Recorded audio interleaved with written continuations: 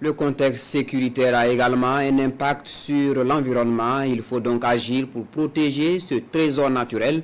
Le Burkina Faso, le Bénin et le Niger, en synergie d'action, entendent améliorer la gestion et la protection du parc W. Pendjari.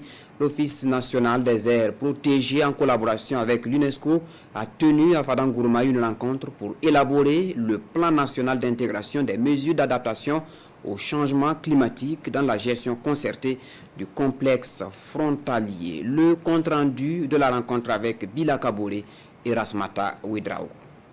Comment protéger le patrimoine faunique transfrontalier du complexe W. Arli Pendiari? C'est la principale préoccupation à cette concertation des acteurs de l'écosystème burkinabé et des experts de l'UNESCO.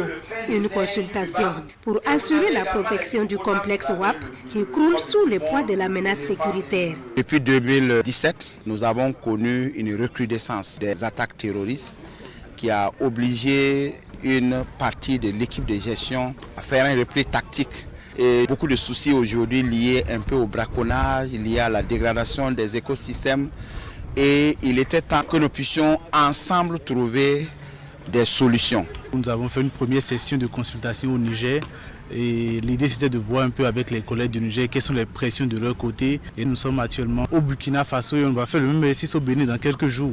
Et ensemble, une fois qu'on aura 3 plans nationaux d'action, on pourra avoir un plan régional d'urgence au niveau du complexe entier qui puisse orienter justement nos actions au niveau du complexe. De cette concertation, il est attendu un plan national d'action à même de redonner au complexe son lustre d'antan au grand bonheur des acteurs. Tous les chasseurs à l'étranger regrettent la situation actuelle, parce qu'ils étaient très satisfaits. D'un côté, il y avait un potentiel. Du deuxième côté, il y avait un bon accueil. Le Burkina, c'est une terre d'accueil. Le Burkina Faso avait la plus grande faune de toute l'Afrique de l'Ouest.